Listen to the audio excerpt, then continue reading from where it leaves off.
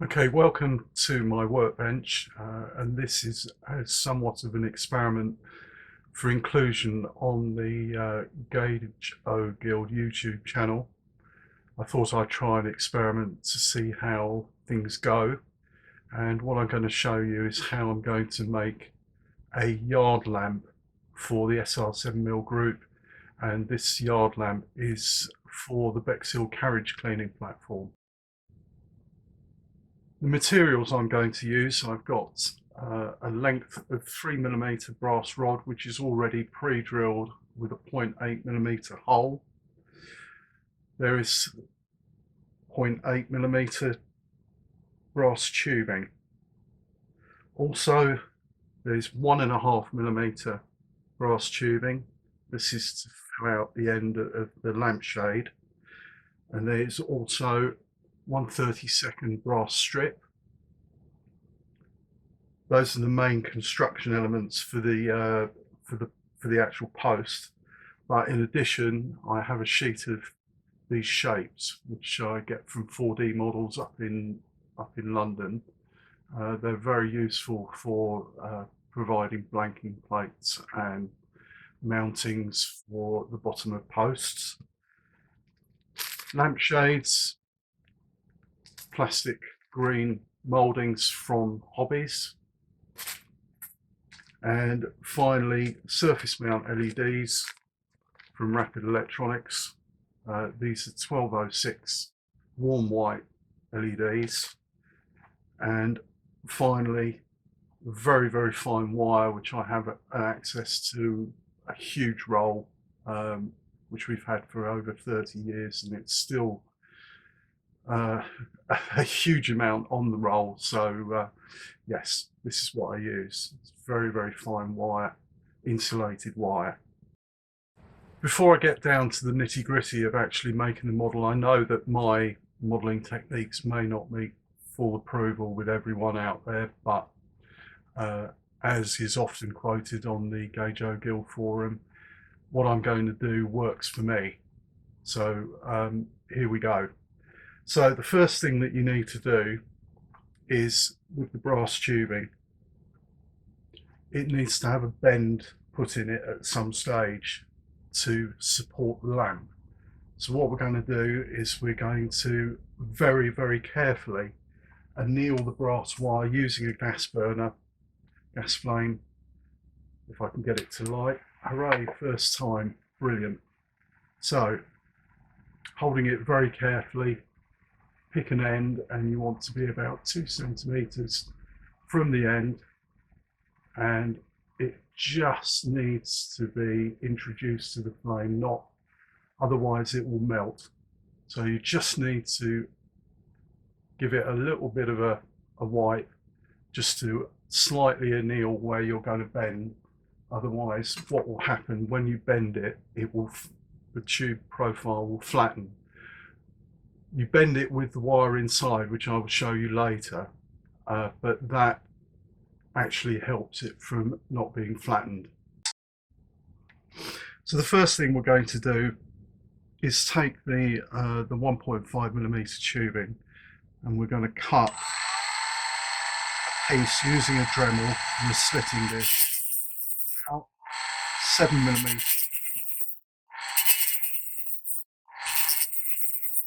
This particular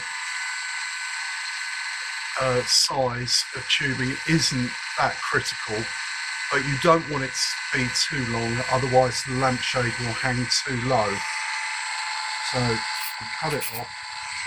So that's fine. So you've got a very tiny piece of 1.5mm tubing, and this is what goes inside the hole in the top of the lampshade. So we'll just clean the end off.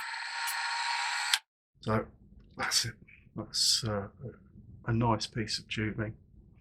So we've got a small bit of tubing. We've got our 0.8mm tubing that we've already annealed so it can be bent.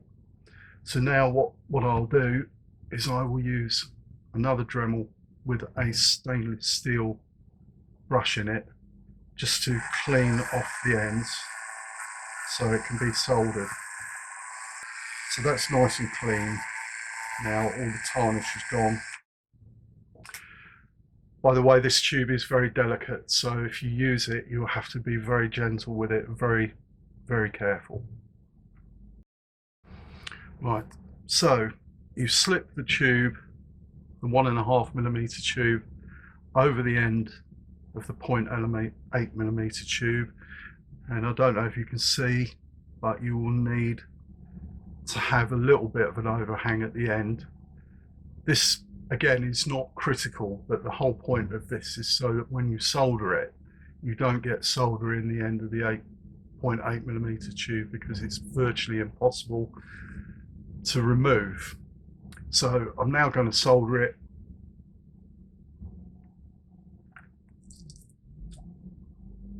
Just using standard green label flux. A little bit on either end, just move it up and down so that it carries the flux down the tube, and then solder it with a tiny dab of 145-degree solder. And what should happen is the solder should go down, be attracted down the tube, and it should make a nice secure joint. So now, if you can see, you've got the 1.5mm tubing at the end of the 0.8mm tubing, with a tiny bit protruding at the end. And now all you need to do is just clean that off. Again, I use the Dremel with a disc, so that's flush with the end now. And then we go back to the stainless steel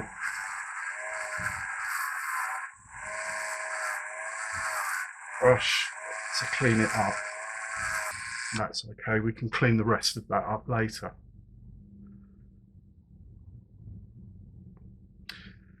Next step is to take your 3mm brass rod, and the 0.8mm tubing fits nicely through the hole, and just sort of measure it off so it looks at about the right distance. I've got two that there's one that I've already made, and there's one here that I'm in the process of making. So those two that I've just shown you are what it should look like when I've finished. So the next stage was to cut the 0.8mm brass tube so you have a reasonable length to put in the post, and that's been done. And the next thing I'm going to do is I'm going to feed the wire through the tube, and you'll see that it does fit through quite easily. So there is your horizontal on your bit of wire. You need to make sure you've got a decent length at the far end. The wire is heat resistant, so it is possible to solder the brass tube with the wire in it. So we're going to pull it through. So we've got about 2 feet on the far end to cater for accidents, and then we'll cut it off this end, and this is the end that will be soldered onto the LED. Right, so the next stage is to form the bend in the end, and for this purpose I will use a 2.4mm drill just to act as a former. So as close to the 1.5mm tube as possible, and then just gently bend it around until you have a 90-degree bend, and a 90-degree bend with the wire included. The next thing is to take your post with the 0.8mm hole and feed the wire, the long end of the wire, through the hole. So we'll thread it through,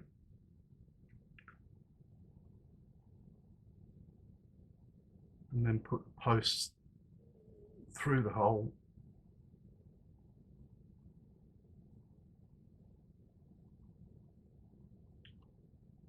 So the post has gone through the hole. This is what you end up with. And then to make sure that they match, I'll measure it off against one that I've already made. So that's one that I've already made, the 2 posts. So the next thing to do is to make sure the 1.5mm bit is vertical, or as near vertical as you can get it. You can twist it a little bit, and then again flux at either end.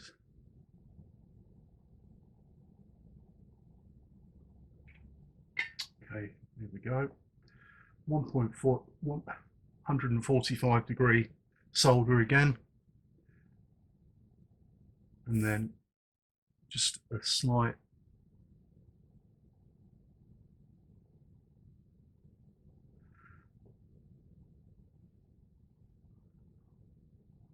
and there we have it. Now, it may seem a bit strange, but we have to remove the wire now, and you'll see why in a moment, why this is necessary. It is easy enough to do, and it's easy enough to get it back as well. So there's the start of the post.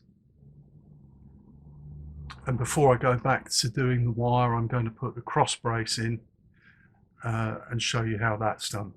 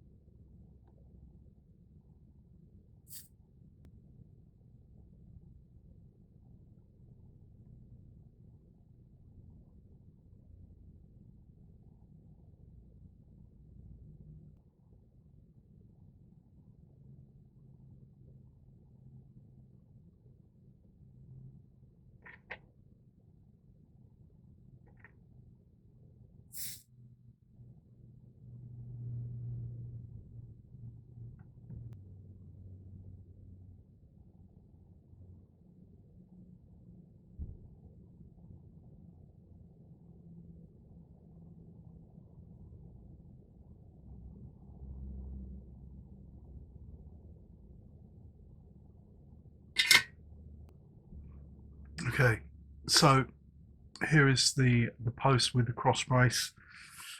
I'll just check it off using a small ruler just to make sure it's square at the top, and as you can see, it's pretty square.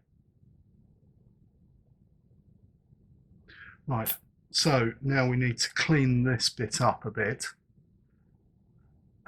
And again, to do this, I will use the Dremel with the stainless steel brush. Okay, so we have soldered the cross piece in, cleaned up the work somewhat, soldered. This wire is the return for the LED, and we've put a 14 BA washer on the end and cut off the excess tube. So now what we're going to do is we're going to feed the wire back through. So we take our length of wire, and what I've done is I've stripped off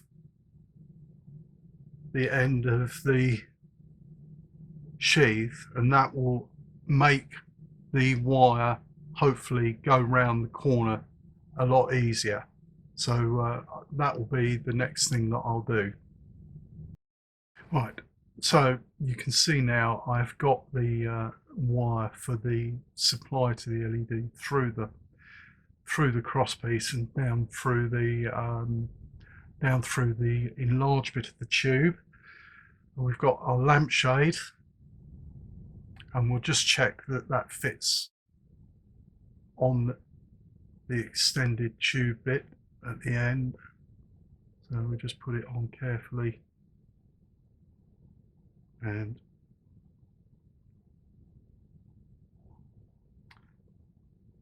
as you can see, it fits on pretty nicely, but it will have to be secured later with a bit of super glue. So what we're going to do next is we're going to solder the LED onto the two wires, and this is extremely tricky, and you have to be very careful. I'll give you more details as I go through it. So this is the surface mount LED that I'm going to use. As you can see, it's extremely small, but it's not the smallest ones that I use.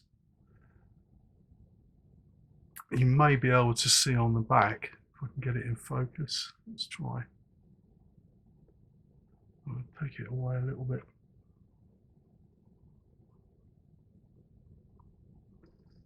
We'll zoom in. You may just about be able to see that there is a green T. So what we're going to do is we're going to solder the wire onto the terminal at the bottom, and to do this the soldering iron needs to be set at 320 degrees, and I use special solder. In fact, I use this solder for all my electronic work, and this is specifically solder for surface mount components. Okay, so the easiest way to solder the LED, which I've just lost, but I'll get it back again, is to actually tin the wire where you're going to solder it, and you need to tin the positive wire first. So that's that done.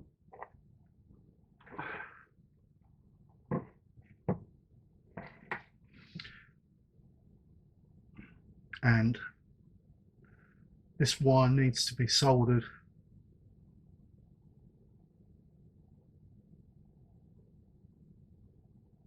to the cross piece of the T. Just wipe a bit of solder across the end, and then solder it as close to the insulation as you possibly can.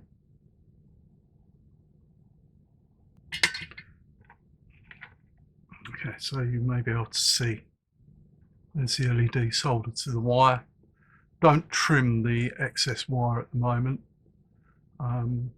You'll see the reason for that in a minute. So what we then do is you need to pull your positive wire through and get the LED as close to the tube as possible.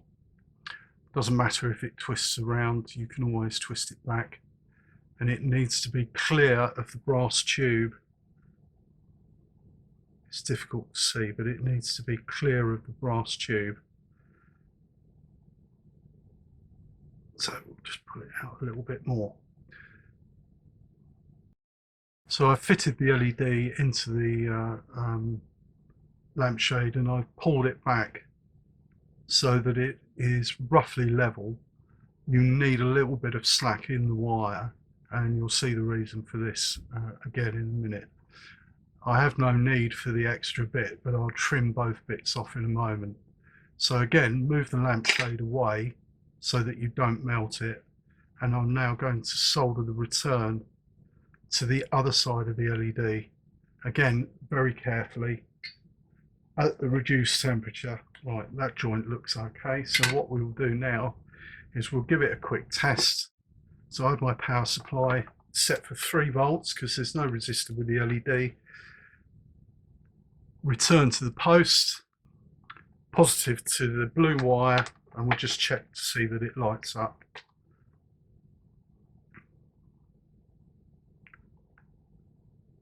Get it round, and as you can see, it lights up. So now we can trim the wires off the excess wires off, and we can position the lampshade correctly. Right, so I've positioned the lampshade and I put a tiny dab of this glue down the top here to secure the lampshade so it doesn't move around a lot. You can see it's reasonably square. So the next thing that I'm going to do is I'm going to put a base on it and the conduit down the outside, and then it will be virtually finished and ready for painting. Okay, I've cleaned up the base of the post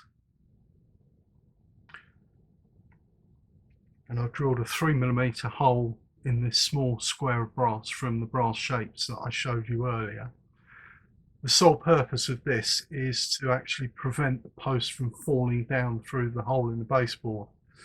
The post is actually a good interference fit in a 3mm hole drilled in the baseboard, and that is all that is necessary really. So what we're going to do is that square will be soldered to the post and act as a stop so that it doesn't fall through the baseboard. So I've cut another length of 0.8mm tubing, and this is going to be the conduit on the outside of the post. So we take the other end of the positive wire and feed it through the tube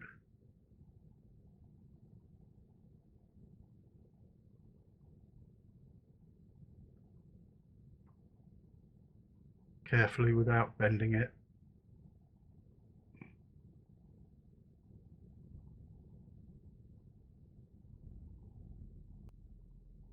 Post, we've drilled a 0.8mm hole to take the conduit, so we push the wire through the hole,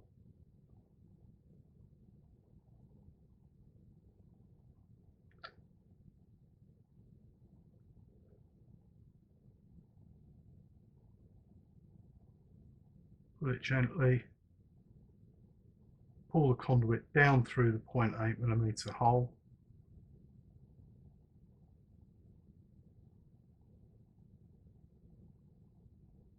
and then just, preferably without dropping it, just gradually ease the tube back up the wire until it's level with the bottom of the 14 BA washer that you fitted earlier to mark the end. You have a little bit of exposed wire at the end, but that's what you end up with. So now the last thing to do, the last two things to do, are to solder the conduit at the bottom, which I will do now, and that's secured at the bottom. There's no need to secure it at the top for the moment, but we can put cosmetic strapping on to make it look like it's held. And then the very final job before we can consider painting, which I won't go into in this program, is to smooth the end of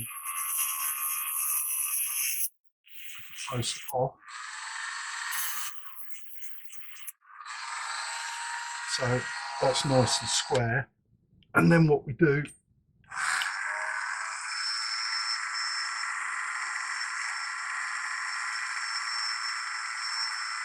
drill a hole in the end of the brass rod,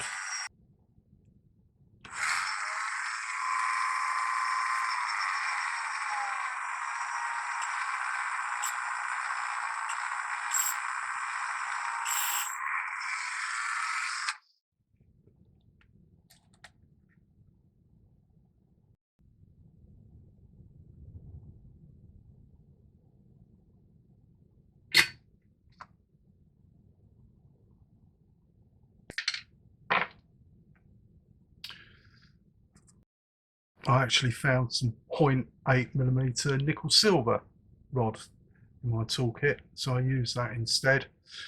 So that will act as your return, and this is your supply. Now we'll just test it to check that it's all okay, and then we'll clean it up again, and it will be ready for painting as and when I get round to it. So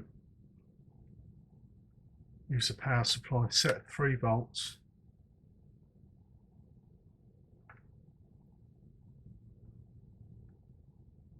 So you've got the return at the bottom, positive up the side, and hey presto, one working yard lamp made out of brass with a surface mount LED and a plastic lampshade.